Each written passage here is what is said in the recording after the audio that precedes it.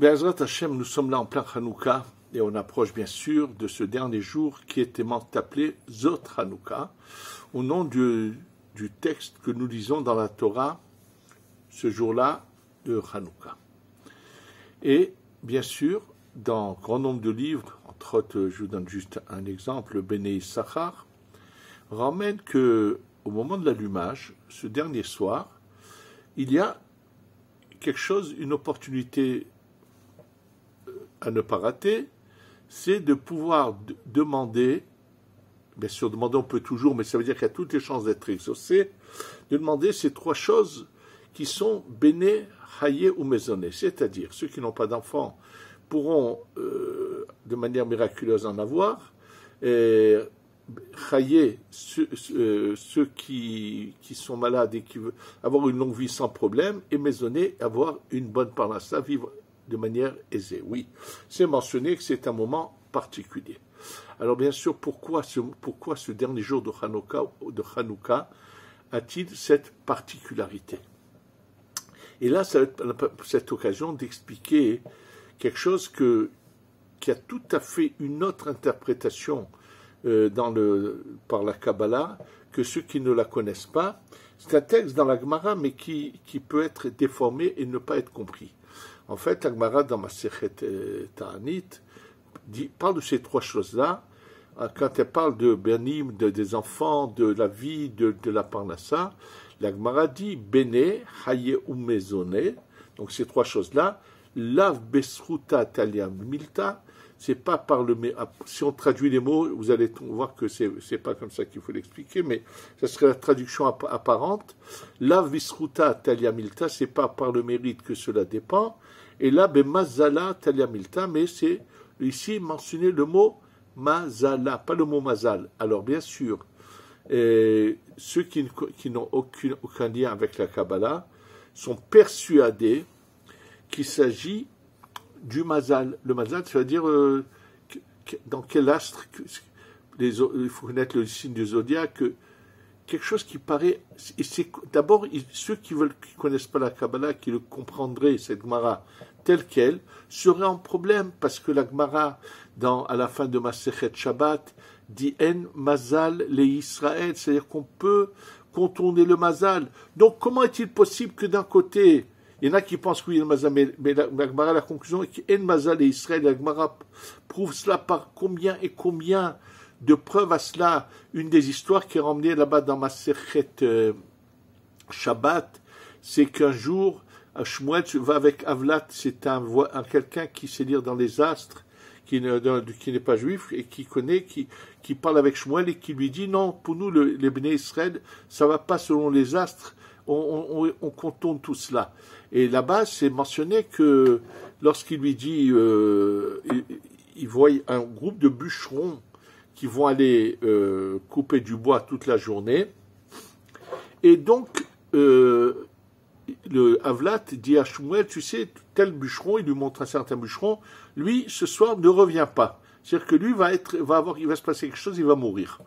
Et Shmuel lui dit, non, si lui, comme ce sont des bûcherons du peuple d'Israël, sache que même ce que tu as vu dans les astres, eh bien, moi, je vois que lui va quand même vivre et pas mourir. Alors, il se donne rendez-vous à l'heure où les bûcherons reviennent. Et effectivement, à l'heure où les bûcherons reviennent, ils vont à l'endroit où lorsqu'ils sortent de la forêt, qui viennent vers le village où ils habitaient, voilà qu'ils sont tous là. Alors Shmuel, il lui dit à Avlat, tu vois bien qu'il est vivant, et que ce que tu as vu, je ne dis pas que c'est faux ce que tu as vu, tu le vois juste dans les astres. Mais voilà que nous, on peut contourner le Mazal. Et la Gemara raconte qu'est-ce que fait Shmuel?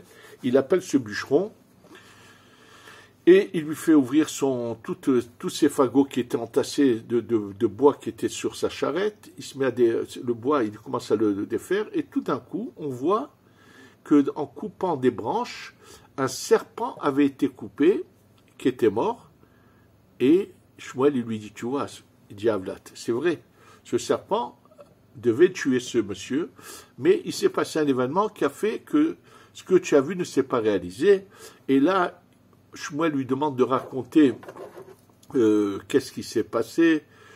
et ce bûcheron raconte que ce jour-là, il a fait une bonne action. Quelqu'un qui avait oublié sa nourriture, il a fait en sorte qu'il puisse partager avec tout le monde sans être vexé, sans être offensé, sans être dans la gêne. Il avait fait quelque chose qui sauve des mauvais décrets. Donc, la Gemara le ramène pour montrer justement que En Mazal les Israël. Ça veut dire que le Mazal, on peut voir, même si on va chez des gens qui nous disent c'est sûr que tel va mourir, on peut leur dire non monsieur, il ne va pas mourir, c'est l'inverse qui se passera. Et on a la possibilité de contourner tout ce que ces voyants peuvent dire. On peut dire l'inverse sans aucune crainte. Et combien de fois c'est arrivé qu'on a dit à des rabbanim que des voyants ont dit quelque chose, ils ont dit, vous verrez que ce sera l'inverse, c'est ce qui s'est passé. Je peux vous dire, j'ai été témoin des choses de ce genre, je peux le savoir.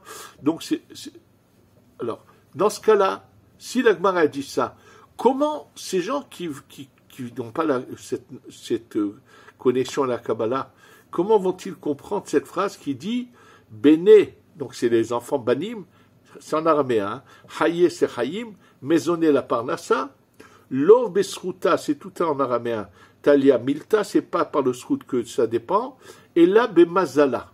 Alors, quelle est leur erreur? Leur erreur est qu'ici, il n'y a pas marqué la Bemazal, c'est marqué Mazala. Le mot, c'est pas que c'est de l'araméen, mais c'est tout à fait une image qui est tout à fait autre à celle que eux pourraient imaginer. Et en fait, c'est lié à ce dernier jour de Hanouka, oui. Alors, bien sûr que ça veut dire quel rapport, je vais vous dire tout de suite. Il y a dans la manière de gérer le monde d'Hachem, il y a une manière qui est selon la nature, selon les règles de la nature. Et il y a aussi quelque chose qui est surnaturel, qui dépasse le sens de la nature. Et ces deux formules de gérer le monde ont un nom précis dans la Kabbalah. Et un, c'est ce qu'on appelle le Keter, ou on l'appelle Ari Hanpin, et duquel viennent les 13 adjectifs de bonté, El, Rahum, Hanoun. Et lorsque ces adjectifs de bonté, on arrive à les déclencher, on peut donc arriver à des résultats que par une simple prière, on n'aurait pas réussi à atteindre. Et entre autres, ce qui va se passer, c'est qu'à Hanouka, il faut le savoir, que chaque jour est lié à un de ces 13 midot, qu'on appelle ces adjectifs de bonté. Premier jour, c'est le El, deuxième Rahum, Hanoun, et on arrive au 8e jour qui est Notzer Chesed, et ce 8e jour qui est le Notzer Chesed est appelé Mazala, pas le mot Mazal qui veut dire, pas du tout le Mazal, comment on appelle ça, ce qu'il a, le hasard, ou comme on voudrait le traduire, mais le mot Mazala vient d'un autre terme qui veut dire quelque chose qui coule. C'est en fait tout à fait une autre, il y a dans ces 13 adjectifs, il y en a deux qui ont ce terme de Mazala, et que lorsque ces deux s'unissent l'un à l'autre, un est masculin, l'autre féminin, de eux viennent ces trois choses, et c'est au-dessus du niveau de la prière. Et le 8e jour de Hanouka, justement, ceux qui connaissent les pensées du Harizal, quand il récite cette bénédiction de l'Ehadik Ner Hanouka, qui a d'ailleurs 13 mots, et c'est pour ça qu'il ne faut pas dire l'Ehadik Ner Shel Hanouka, mais l'Ehadlik Ner Hanouka seulement. Et là, dans ce cas-là, on a 13 mots, et à part ça, le mot l'Ehadik Ner Hanouka, les trois premières lettres de ces trois mots ont une importance à l'accomplissement de cette mitzvah. Et donc, ce jour-là, on va réussir à déclencher ces forces-là qui sont au-dessus de la tfila et qui permettent de faire des choses miraculeuses. C'est-à-dire qu'à chaque fois que le miracle se passe, il s'agit justement de se brancher à ce niveau qui s'appelle le Keter Ari Hanpin.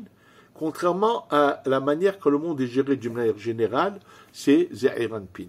Pour bien comprendre cette image, je vais vous ramener ce qui est marqué dans le Midrash, et on va voir qu'est-ce qui fait qu'on peut déclencher ça ou pas. Que tout d'un coup, qui a le pouvoir de faire cela est-ce qu'il y a qu'à des moments précis où on peut tout le temps déclencher ces miracles ou pas? Il est mentionné dans le Midrash que lorsque le peuple d'Israël sort d'Égypte, lorsqu'ils traversent la mer, ils ont eu un aperçu d'Hachem, ils ont vu une vision. Et on nous parle de cette vision qu'ils ont vue, ils étaient dans le début de leur chemin, donc ils ont vu une vision qui était celle qui représente uniquement ce qu'eux ils ont vu, parce que réellement la traversée de la mer s'est faite par ce niveau dont je viens de vous dire, qui s'appelle le Keter Harir, Atika, Kadishas, qui a plusieurs noms, qui veut parler de la manière lorsque cette lumière infinie descend et gère le monde par le miracle. Mais eux, qu'est-ce qu'ils ont aperçu? Ils ont aperçu que le niveau qui est au quotidien, et comment le Midrash nous le dit, ils ont aperçu comme un jeune roi avec une barbe noire, qui vient se battre contre les Égyptiens, les détruire, alors que au moment à Shavuot, ils ont aperçu une image d'un vieillard avec un roi, un vieillard avec une barbe blanche. Donc en fait, il s'agit de ces deux possibilités. Alors bien sûr, que veut dire que c'est un moment propice? Il faut savoir qu'en réalité, celui qui est aimé d'Hachem, pour lui, tous les moments sont propices. Et que, sachez une chose, que tout ce qu'on demande à Kadosh Baruch Hu, il nous le donne. Alors vous allez me dire, mais c'est pas vrai, combien de gens demandent des choses et ils ne les obtiennent pas? Alors le rabbi Avraham Azoulay, dans son livre Essai d'Avraham, nous fait savoir, sache que qu'on demande, tout de suite la demande est exaucée, ça descend. Le problème, c'est qu'il y a des douanes en route, où il y a des anges qui stoppent, qui disent lui ne mérite pas, pour quelque raison que ce soit, ils arrivent à stopper la demande de la personne, et tout ça a été mis de côté. Et lorsque le Mashiach va se révéler à nous, on verra que Hachem a accepté de tout nous donner, mais malheureusement, c'est nos actions qui ont provoqué qu'il y ait des anges qui puissent stopper cela, puisque Hachem gère le monde avec de la justice. Ça, c'est la gérance habituelle, où il y a la justice, il y a la punition, la récompense. Donc, ça a été bloqué. Bien sûr que ceux qui sont aimés d'Hachem contournent ces obstacles et font ce qu'ils ont envie. Et c'est la raison pour laquelle, quand quelqu'un il a un problème et qu'il veut qu'il soit résolu, il va chez un rave. Et le rave a cette chance de pouvoir se brancher à ces niveaux-là et à faire descendre des choses. Je vais vous donner un exemple qui est mentionné dans la Gemara, dans Masechet Shabbat.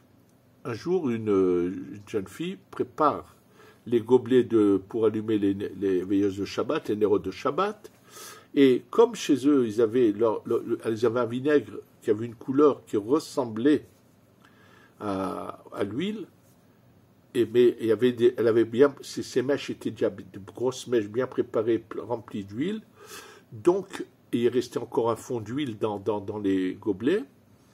Elle remplit, mais elle remplit avec du vinaigre. Et puis, elle allume, et c'est déjà Shabbat, et tout d'un coup, elle se rend compte qu'elle a fait une erreur, et que dès que l'huile qui est restée dans les mèches et qui était au-dessus, qui était dans le fond, qui est montée au-dessus, cette huile va être finie d'être consumée, ça va s'éteindre, ils vont se retrouver dans le noir pendant Shabbat. Alors elle panique, son père lui dit, mais quel problème? Celui qui a dit à l'huile de se consumer et de nous donner de la lumière, va dire au vinaigre également de se consumer et de nous donner de la lumière. C'est ce qui s'est passé.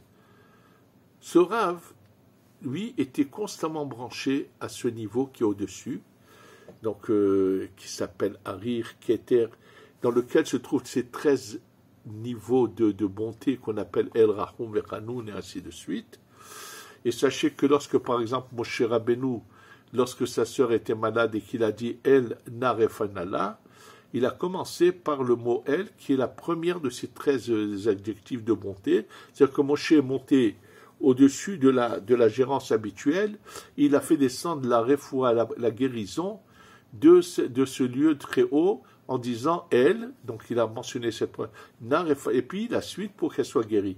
Oui, c'est celui qui sait se brancher au elle pour donner la guérison à ceux qui sont malades, et chacun de ces mots a une particularité, et le 8e avec le 13e, lorsqu'ils s'unissent, c'est eux qu'on appelle mazala, qui font descendre, que la personne puisse savoir tout cela, qu'il peut avoir tout cela. Maintenant, ce qu'il y a, c'est qu'il y a des moments où les anges ne peuvent pas empêcher que l'on demande de descendre. Il y a des moments qui s'appellent Et Ratson. Alors ces moments-là, c'est par exemple le Shabbat après-midi, lorsque nous faisons Mincha, c'est un moment de désir Et Ratson. Alors vous allez me dire, il faudrait tous les Shabbats après-midi demander. Oui, mais le Shabbat, on n'a pas le droit de demander des demandes personnelles. C'est pour cela que, en fait, ce qu'on a de particulier le 8e jour de Hanouka, au moment de l'allumage, on l'a également tous les Shabbats après-midi. Jusqu'à ce moment-là, ce n'est pas un moment où on peut demander des choses personnelles, puisque le Shabbat, nous ne devons pas demander des demandes personnelles. Oui, le Shabbat, ce n'est pas fait pour ça. Donc, il y a des moments particuliers. Maintenant, ce qu'il y a, c'est que les tzadikim, qui eux, peuvent se brancher là-haut à tout moment, alors c'est quand on va chez eux, et ils ont ce pouvoir de faire constamment ces miracles, mais c'est en se rattachant à cela. Alors bien sûr, cette gérance du monde particulière, il faut savoir que d'abord, quand est-ce qu'elle a existé dans l'histoire? Lorsque Adam Arishon, le premier homme, est éjecté du Gan Eden, bien qu'il va descendre sur notre globe terrestre, il ne descend pas dans le globe tel que nous l'avons actuellement, il est dans un espace qui est peut-être au-dessus, mais qui est beaucoup plus spirituel, et depuis cette époque-là, jusqu'au déluge, comme j'ai l'occasion de vous le dire, ils vont être gérés de cette manière-là, et c'est ce qui va leur permettre d'être aussi spirituels, de vivre si longtemps, et d'aller d'une extrémité à l'autre du monde en un instant, d'avoir des choses très très particulières. Ceux qui veulent savoir comment s'est passée la vie sur Terre à ce moment-là, n'ont qu'à ouvrir le Sefer Ba'alei Brit Avram. C'est un commentaire de Rabbi Avraham Azolai sur la Torah, dans la Paracha de Noir, qui ramène au nom de la Kabbalah comment était la vie sur Terre. Également, je vais vous donner encore un autre exemple. Lorsque, par exemple, les Moshe Rabbeinu envoie les explorateurs en Eretz Israël, et qu'est-ce qu'il leur dit? Ayesh ba'etz im aïn. Regardez s'il y a un arbre ou aïn, le néant. Surprenant de comprendre comment peut-on lire des textes de la Torah de manière aussi, je pourrais dire, stupide. Pourquoi en Eretz Israël, à ce moment-là, les gens ne cultivaient pas, n'avaient pas des arbres fruitiers? Qu'est-ce que veut dire que Moshe Rabbeinu leur dit, regardez, Ayesh ba'etz im aïn. Et là, heureusement qu'on a le Zohar pour nous éclairer, et le Zohar nous explique que quand Moshe leur dit Ayesh ba'etz im aïn, regardez comment est gérée la terre d'Eretz Israël. Est-ce qu'elle est gérée d'une manière qu'on appelle le Etz Hadarat, c'est la manière où il y a punition et récompense, où il y a la justice, ça veut dire le niveau le plus bas de la nature. Et dans ce cas, Moshe sait qu'il ne peut pas rentrer. Et quand il leur dit im aïn, aïn c'est l'imprenable, quelque chose qui n'est pas saisissable, ça veut dire que Eretz Israël, elle est gérée comme se passait la gérance du monde depuis Adam Arishon jusqu'au déluge. Et il leur a donné comme signe, comment on pourrait savoir si c'est la gérance qu'on appelle Keter Arir Anpin, qui s'appelle Aïn, si vous voyez qu'il y a des fruits qui sont pas du tout comme dans les autres pays. Et c'est ce qui se passe réellement. Ils ramènent une grappe de raisin qu'ils doivent porter à 4, mais ça veut dire que quoi? Donc c'est clair que c'est celui qui connaît ce qu'ils ont ramené, il dit regardez les fruits qu'ils ont là-bas, c'est quelque chose. Ils voient des gens, ils voient des choses très particulières. C'est vrai, parce que Eretz Israël était géré à ce moment-là, comme était géré le monde entier avant le déluge. Et ça donnait la possibilité à Moshe Rabbeinu de rentrer en Eretz Israël. Le malheur, c'est que eux ont déformé les choses et les ont, malheureusement, en les déformant, ils ont donc fait tomber tout cela, et il y a eu ce mauvais décret qui devront rester 40 ans dans le désert avant de rentrer en Eretz Israël. Et à ce moment-là, quand ils vont rentrer 40 ans plus tard, il n'y aura plus du tout cette particularité à Eretz Israël. Il se passe autre chose tout à fait. On retrouve exactement la même chose lorsque ils vont dire dans le désert, au début, avant d'arriver à cette faute-là, ils vont dire « Ayesh Adonai Bikir Benu Imaim » est-ce que Dieu est en nous ou pas? Mais qu'est-ce que ça veut dire, est-ce que Dieu est en nous ou pas? Vous venez de voir des miracles fabuleux. Et de nouveau, là, le Zohar nous explique qu'ils disent, qu'est-ce qui nous gère? Est-ce que c'est le niveau qu'on pourrait appeler l'habituel, ou Aïn, qui est ce niveau supérieur? Alors, quel est le mal? Ils l'ont fait d'une manière philosophique, et c'est pour ça qu'ils ont été punis. Ils n'ont pas cherché à se rapprocher d'Akadosh Baruch Hu. Et donc, ça veut dire qu'il y a, en fait, quand nous récitons à Hanouka, cette deuxième bénédiction dans l'allumage, qui est She'asa Nissim Lavotenu, en fait, dans ces mots-là, qui veut dire qu'il nous a fait des miracles, dans ces mots eux-mêmes est caché comment arrive le miracle. Le mot She'asa, nous dit le Harizal, il faut le couper en deux. Les deux premières lettres, Sha, c'est 370, fait allusion à cette lumière qui vient de ces niveaux supérieurs qu'on appelle, comme je vous l'ai dit, Harir, Keter, comme vous voulez l'appeler, qui c'est la gérance miraculeuse.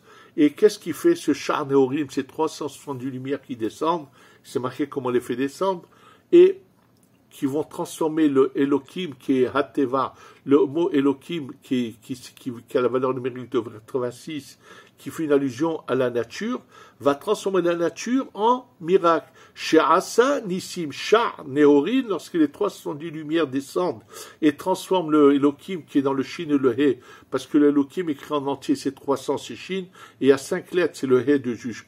Qu'est-ce que ça fait? Ça transforme la nature en miracle. C'est-à-dire qu'en réalité, ceux qui ont cette possibilité peuvent se brancher à ce niveau et arriver. Et c'est lorsqu'Agmara dit ces trois choses-là ne viennent pas par le zérout, c'est pas par le mérite. Bisruta talamita, c'est-à-dire par la tfila habituelle qui ne montre qu'à un certain niveau. On ne peut pas déclencher des choses qui ne sont que quelqu'un qui dans la nature ne peut pas avoir d'enfant, on ne pourra pas le déclencher. Alors que si, par contre, on va se brancher à plus haut, bien sûr qu'on va pouvoir faire descendre ces choses-là. Donc, Amara dit, il y a trois choses qui sont bannies, les enfants, s'il n'y a pas d'enfants, ou si on veut en avoir encore d'autres, Chaye, la vie, maisonner la parnassa. Alors, ceux qui sont branchés constamment, ils n'ont pas besoin du 8e jour de Hanouka, ils peuvent à tous les moments faire descendre ce qu'il faut, et c'est ça la force de Tzadikim, que par leur bénédiction, font venir aux gens tout ce qu'ils ont besoin. Mais pour ceux qui n'ont pas ce niveau-là, il y a des moments particuliers où les anges qui veulent empêcher que ce que Hachem veut donner de descendre sont mis sur la touche. Il y a des moments où on peut les contourner, on peut les bousculer et faire descendre ces choses-là. Et là, une des occasions, c'est justement le 8e jour de Hanouka, au moment de l'allumage, où à ce moment-là, la 8e de ces 13 adjectifs de bonté, avec la 13e, Notzer Hesed et Venake, vont s'unir, un est masculin, l'autre féminin, c'est-à-dire qu'on a un moment d'opportunité où s'ouvrent ces emplacements très particuliers, et c'est un moment où on peut faire descendre ça. Puisqu'à Hanouka, de toute façon, on est miracle, et que le 8e jour, on arrive à cette 8e mida, elle va s'unir avec la 13e et faire que les 13 adjectifs ensemble vont descendre. Il y a beaucoup d'opportunités où on peut faire agir ces choses-là. Je vais vous donner encore un exemple. Par exemple, ceux qui connaissent les livres du Ben Ishra qui s'appellent la Shon Chamim, où il explique des choses particulières qu'on peut faire. Il dit, celui qui, par exemple, a un malade dans sa maison, va aller chercher un érudit il va lui dire d'étudier à côté du malade des a posteriori. On appelle ça en hébreu Kal Vachomer. Et quel rapport? Alors justement, le rapport est que le Ben Ishra connaissait le livre du Ben Issachar, de Rav Tzvi Medinov, qui ramène au nom du Rav Dov Ber Mezrich qu'il y a 13 manières d'étudier la Torah, et c'est marqué, Torah Nidreshet, Bekal Vachomer, Bigezera Shava, c'est quelque chose qui est mentionné dans la prière du matin. Et là, le Rav Dover Mezrich dit, sache que ces 13 formules de l'étude de la Torah correspondent à ces 13 niveau de bonté, de miséricorde qui viennent de ce haïn, de ce harir, de ce kéter, de ce niveau miraculeux, et qu'on peut les déclencher. Alors, la première des 13 manières d'étudier la Torah, c'est marqué le Kal Vachomer. Et le Kal Vachomer correspond à la première des 13 des 13 midot de Rachamim, qui est El, puisque les 13 c'est El, Rachum, Vehanoun, Erech Hapaim, Verav Chesed, Vehemet, Notzer Chesed, La Alafim, Nosser Avor, Rafesha, Vechata, Venake. Oui, qu'on récite tous les jours dans la tfila du matin après la Hamida, qu'à ce moment-là, on réveille un peu cette lumière qui est au-dessus de la normale de la nature, faire venir des miracles. Et la première mida qui est elle, c'est la mida qui emmène la guérison. C'est ce que Moshe Rabbeinu va utiliser pour sa sœur en disant elle narefanala. Donc, quand quelqu'un étudie la première de ces 13 manières d'étudier la Torah qu'on appelle le Kal Vachomer, il va déclencher le elle, donc il va faire descendre la guérison d'un endroit très haut. En fait, ce qu'il faut comprendre, c'est que nous, bien sûr qu'il n'y a pas de mazal. Ça veut dire, bien sûr qu'il y a mazal, mais on peut le contourner en se branchant au-dessus du mazal. C'est ça ce que veut dire la Gemara dans Masechet Shabbat et Mazal et Israël. C'est-à-dire qu'on peut avoir des agissements qui vont faire qu'on va déclencher que la lumière infinie va nous gérer par ce haut niveau qu'on appelle Aïn, qu'on appelle Harir, qu'on appelle Atika Kadisha, qui a plusieurs noms, mais qui est la gérance des miracles, et les faire descendre. Ce jour-là, le 8e jour de Hanouka, où on va finir de lire ce qu'ont emmené tous les princes dans le désert pour inaugurer l'autel, ce sera un moment où on va tous demander ensemble que si on n'a pas encore eu la délivrance avec le Mashiach, on va dire à Kjouchou, on veut que tu inaugures le Beth Amikdash. On va tous insister, on ne va pas penser à ça, on va penser à la souffrance de la Shechina, et on va tous demander à ce qu'on soit enfin délivré avec la Géoula Shelema Shetavo Bimera Beyamenu. Amen ve Amen.